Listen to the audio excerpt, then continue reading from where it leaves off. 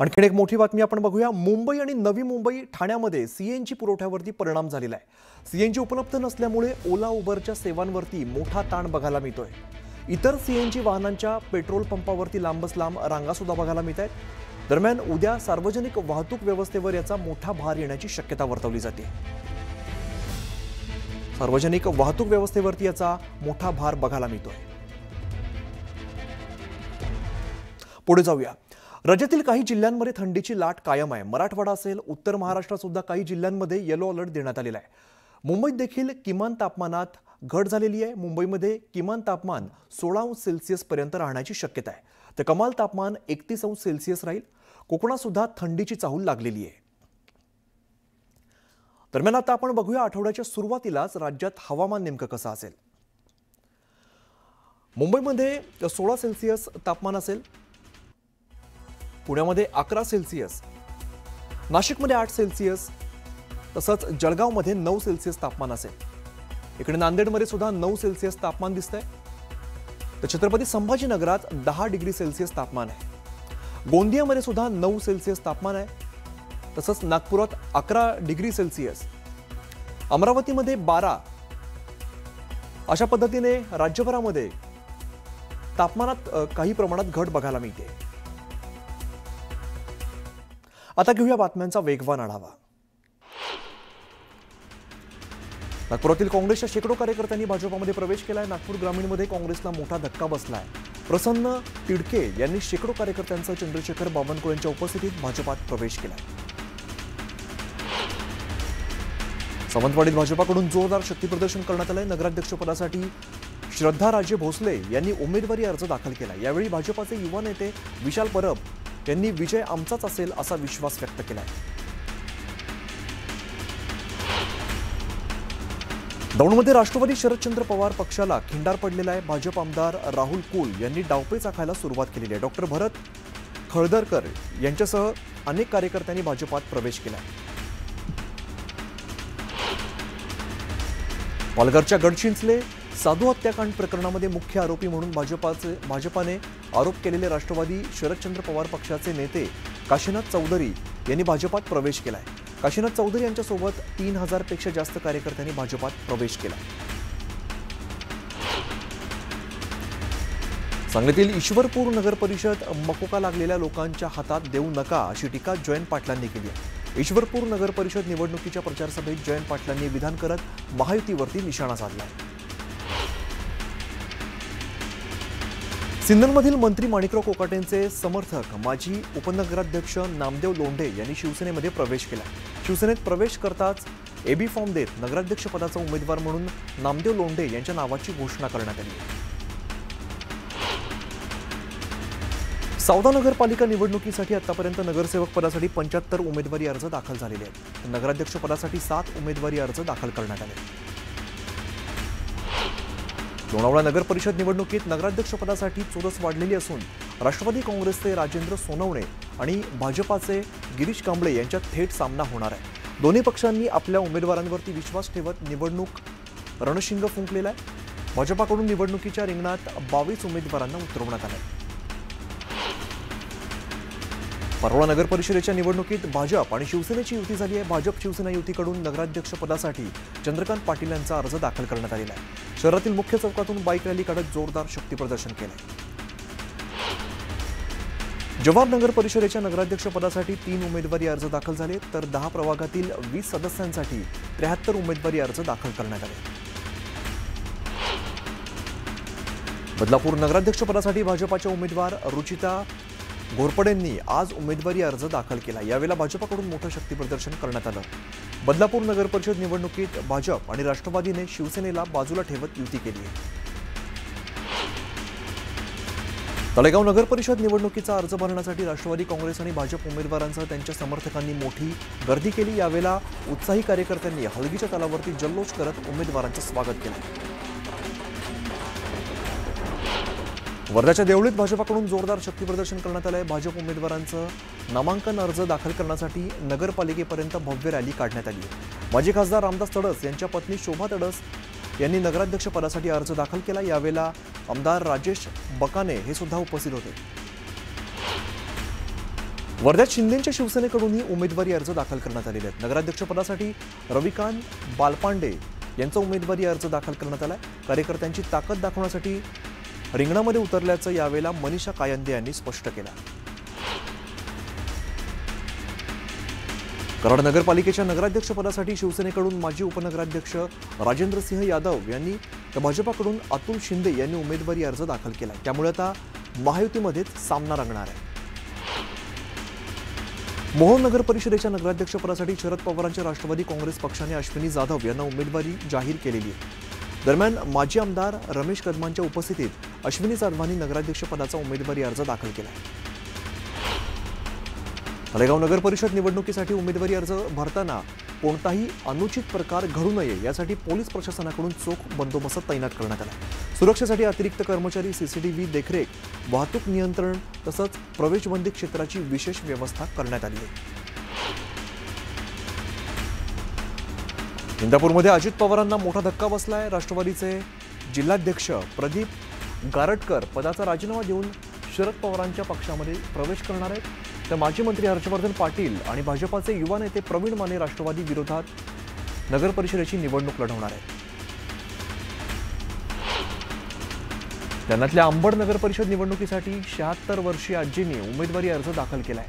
शोभाबाई बापूराव कारके असं या आजींचं नाव आहे। उरलेलं आयुष्य आता जनतेसाठी खर्च करायचं आणि विकास करायचा या भावनेतून शोभाबाई यांनी अंबड या ठिकाणी प्रभाग क्रमांक 9 मधून निवडणूक लढवण्यासाठी अर्ज भरलाय।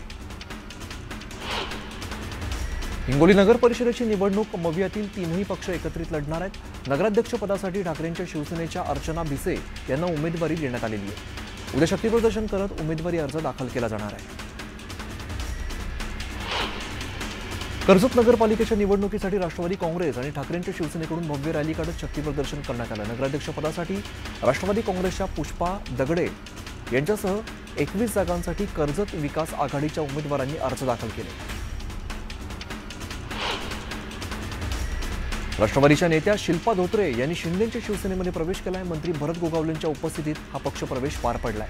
शिल्पा धोत्रे यांना रोहा नगराध्यक्ष पदाची उमेदवारी जाहीर करण्यात आली आहे। योगेश क्षीरसागर यांनी भाजपामध्ये पक्षप्रवेश केलाय। पंकजा मुंडेंच्या उपस्थितीत हा पक्षप्रवेश पार पडला।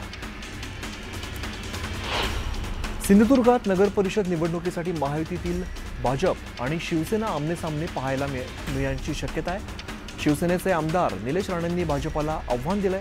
आम्ही युतीसाठी सकारात्मक होतो, मात्र काहींना युती नकोय, आमची ताकद मोठी आहे असं निलेश राणेंनी म्हटलंय। बार्शी नगरपालिकेच्या नगराध्यक्ष पदासाठी भाजपाकडून तेजस्वी प्रसाद कथलेंना उमेदवारी देण्यात आलेली आहे। तेजस्वी प्रसाद कथलेंनी उमेदवारी अर्ज दाखल केलाय। सांगली जिल्ह्यातील ईश्वरपूर नगर परिषद निवडणूक काँग्रेस सोबत लढणार असल्याचं जयंत पाटलांनी सांगितलंय। तर जत आणि शिराळा नगर परिषदेसाठी दोन्ही राष्ट्रवादी एकत्र येणं हा प्रयोग आहे असंही जयंत पाटलांनी म्हटलंय। सांगलीतील ईश्वरपूर नगर परिषद निवडणुकीसाठी शरद पवारांच्या राष्ट्रवादी पक्षाच्या उमेदवारांनी अर्ज दाखल केले। आमदार जयंत पाटलांच्या उपस्थितीत आनंदराव मलगुंडे यांनी नगराध्यक्ष पदासाठी उमेदवारी अर्ज दाखल केलाय। तर ईश्वरपूर नगर परिषद निवडणुकीसाठी शरद पवारांची राष्ट्रवादी आणि काँग्रेस पक्ष संयुक्तपणे निवडणूक लढवणार आहे। तळेगाव दाभाडे नगर परिषदेच्या निवडणुकीसाठी विविध पक्षांकडून उमेदवारी अर्ज दाखल करण्यात आलेले आहेत। यावेळी अर्ज दाखल करताना अनेक उमेदवारांनी डीजेचा दणदणाट केला। यावेळेला आमदार सुनील शेळके यांनी डीजेचा दणदणाट ऐकताच कानावरती हात ठेवले। भुसावळमध्ये उपविभागीय कार्यालयात उमेदवारासोबत आलेला सूचक आणि पोलिसांमध्ये वाद झाला।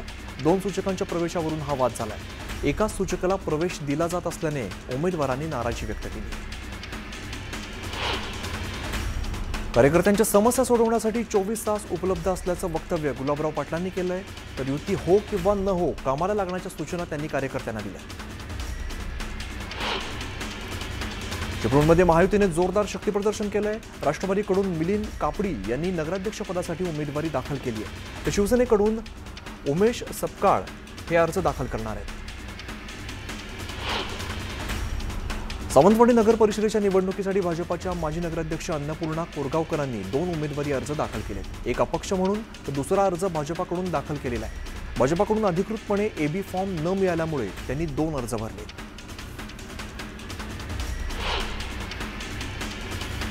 महाडमध्ये भाजप आणि राष्ट्रवादीने शक्ती प्रदर्शन करत उमेदवारांचे अर्ज दाखल केलेत.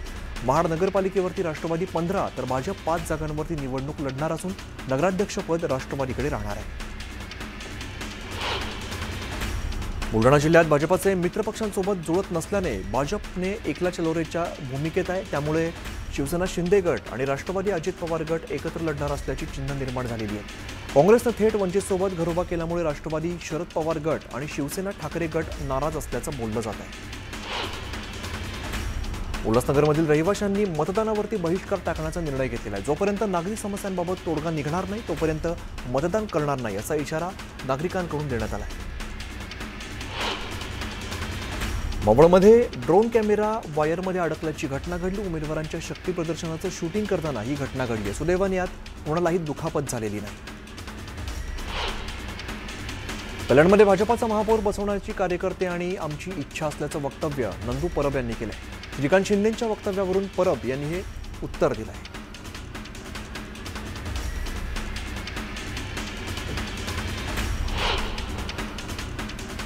एक विशेष बातमी आपण बघूया. स्थानिक स्वराज्य निवडणुकांसाठी स्थानिक नेत्यांना फ्री हँड देणाऱ्या शरद पवारांवर त्यांचे जुने विरोधक असलेल्या विखे पाटील यांनी पुन्हा एकदा प्रहार केलाय. पवारांच्या पक्षाचं अस्तित्व संपत चाललंय म्हणत विखेंनी पवारांच्या राष्ट्रवादीला लक्ष केल्याचं बघायला मिळत आहे. पवारांच्या पक्षाच्या अस्तित्वावरती सवाल. विखेंच्या निशाण्यावर पुन्हा शरद पवार. पवारांच्या आघाडीच्या विधानावरून वाद. विखेंच्या टीकेवर राष्ट्रवादीचाही पलटवार. राष्ट्रवादी काँग्रेस पक्ष शरद पवार याच्या वतीने आम्ही निकाल घेतला की त्या तालुक्यात किंवा त्या जिल्ह्यात पक्षाचे जे सरपंच आहेत स्थानिक स्थितीवरून त्यांनी निर्णय घ्यावा हा अधिकार त्यांना. राष्ट्रवादी शरदचंद्र पवार पक्षाचे सर्वेसर्वा शरद पवार यांनी मनपा निवडणुकांसाठी स्थानिक नेत्यांना सर्वाधिकार देत विनाअट युती आणि आघाड्या करण्याची सूट दिली. पवारांच्या या आदेशाने त्यांचं मुक्त राजकीय धोरण पुन्हा एकदा अधोरेखित झालं.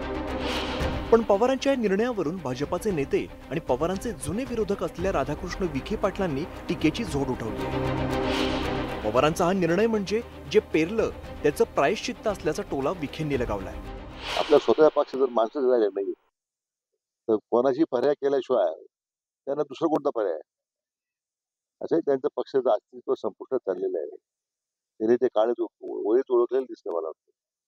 त्यामुळे आता जे आपण इतक्या वर्ष राजकारणात पेरलं ते आता आपल्याला त्याचं आता मला वाटतं त्याचंच प्रायश्चित आता तुम्हाला करण्याची वेळ आलेली आहे.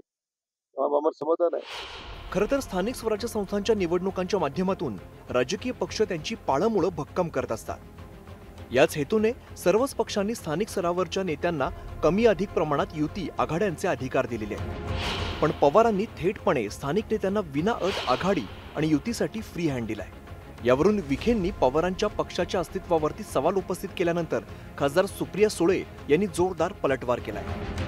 आमचं नाणं खणखणीत असल्यामुळेच आमचं नाव घेऊन सत्ताधारी टीका करत असल्याचा टोला सुप्रिया सुळेंनी लगावलाय. म्हणजे एक तर ते वयानी पदानी सगळ्यांनीच माझ्यापेक्षा मोठी आहेत आणि एका सशक्त लोकशाहीमध्ये प्रत्येकाला बोलायचा अधिकार आहे. पण एवढं असतानाही त्यांचं नाव घेऊन टीका करावं लागतं याचा अर्थ नाणं मार्केटमध्ये चालतं. जर एवढंच नसतं तर बोलले पण कशाला असतं. निवडणुका आल्या म्हणजे सत्ताधारी आणि विरोधकांमध्ये आरोप प्रत्यारोप होतच असतात. त्यात विखे पाटील आणि पवारांमधील राजकीय वैर सर्वश्रुत आहे. त्यामुळे विखेंनी पवारांच्या मुक्त धोरणाला लक्ष केल्याचं दिसतं. पण सत्ताधारी टीका करत असले तरी पवारांच्या मुक्त राजकीय धोरणानुसार महापालिका निवडणुकीत पवारांची राष्ट्रवादी कोणाकोणासोबत आघाड्या आणि युती करते हे पाहावं लागेल. पण पवारांच्या विना अटमुळे काही ठिकाणी भाजपासोबतही पवारांची राष्ट्रवादी एकत्र दिसते का याकडे सर्वांचं लक्ष लागलं. शरद जाधव, न्यूज 18 लोकमत, मुंबई. पुन्हा बघूया वेगवान घडामोडी. खासदार श्रीकांत शिंदे, मनसे नेते राजू पाटील आणि शिवसेना उभाटा पक्षाचे संपर्क प्रमुख महेश गायकवाड कल्याणमधील एका लग्न समारंभात एकत्र आले. राजकीय विरोधक असलेले तीनही नेते एकाच मंचावरती आल्यामुळे चर्चांना उधाण आलं.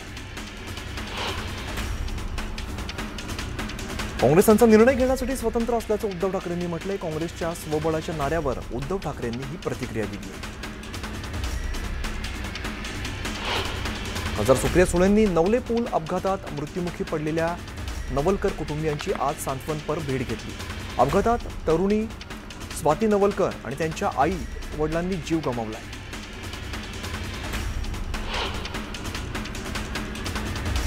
भाजप खासदार अनिल बोंडेंना हैदराबादमधून धमकीचा मेल आलाय. अमरावतीमधील इस्लामिक इन्फॉर्मेशन सेंटरच्या फलकाविरोधात आवाज उठवल्यामुळे त्यांना हा मेल आलेला आहे. इस्लामिक इन्फॉर्मेशन विरोधात न बोलण्याचं मेलमध्ये लिहिण्यात आलं. नेरूळमध्ये मनसे नेते अमित ठाकरेंनी शिवरायांच्या पुतळ्याची पाहणी केली. यावेळेला मनसे पदाधिकाऱ्यांकडून पुतळा पाण्याने धुवत पुष्पहार अर्पण करण्यात आला. दरम्यान मनसैनिकांनी जोरदार घोषणाबाजी केली. सोलापुरातील बार्शी तालुक्यात हडपसर हैदराबाद एक्सप्रेस आणि ट्रॅक्टरचा अपघात झाला. बार्शी तालुक्यातील खांडवी शेंद्री स्टेशनच्या परिसरात हा अपघात झाला.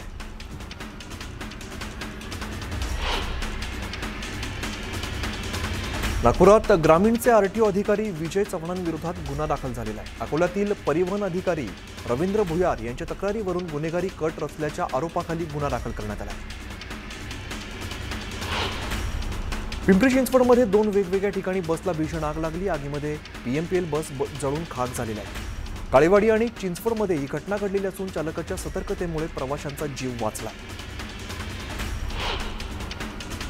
जळगावमधील अक्सानगर या ठिकाणी 30 वर्षीय विवाहितेने सासरच्या जाचाला कंटाळून आत्महत्या केली आहे. पैशांसाठी विवाहितेला मारहाण करून हत्या केल्याचा आरोप बाहेरच्या लोकांनी केलेला असून कडक कारवाईची मागणी करण्यात आली आहे. नागपूर उमरेड रोडवरती VIT कॉलेज ते उकळवाही हेटी दरम्यान खासगी ट्रॅव्हल्सला आग लागल्याची घटना घडली. धावत्या बसला अचानक आग लागल्यामुळे एकच खळबळ उडाली होती. मात्र चालकाने तातडीने बस थांबवत आणि 45 प्रवाशांना बाहेर काढल्यामुळे जीवितहानी टळली. सोशल मीडियावरती दहशत पसरवून प्रसिद्धीसाठी चारचाकी फोडत वाहन चालकांना मारहाण करणाऱ्या रोहित गुप्ताला पोलिसांनी ताब्यात घेतलाय. या घटनेप्रकरणी तात्याराव सपकाळ या वाहन चालकाने लोणावळा पोलीस ठाण्यामध्ये तक्रार दाखल केली होती. वाशिम शहरातील स्मशानभूमी परिसरात एका नवजात मृत अर्भकाचं कुत्र्याने लचके तोडल्याचा प्रकार समोर आलेला आहे. हे अर्भक स्मशानभूमीत कुणी पुरलं याचा पोलिसांनी तपास करावा अशी मागणी नागरिक करतात. उल्हासनगरच्या कैलास कॉलनी भागातील आनंद दिघे चौकात एका तरुणाने हातात कुऱ्हाड घेत दहशत माजवण्याचा प्रयत्न केला.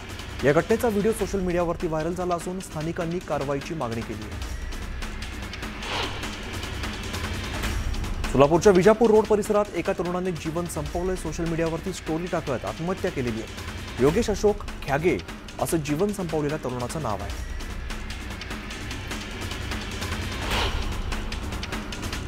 एक छोटासा ब्रेक, लगेचच परत येतोय. पाहत राहा न्यूज 18 लोकमत.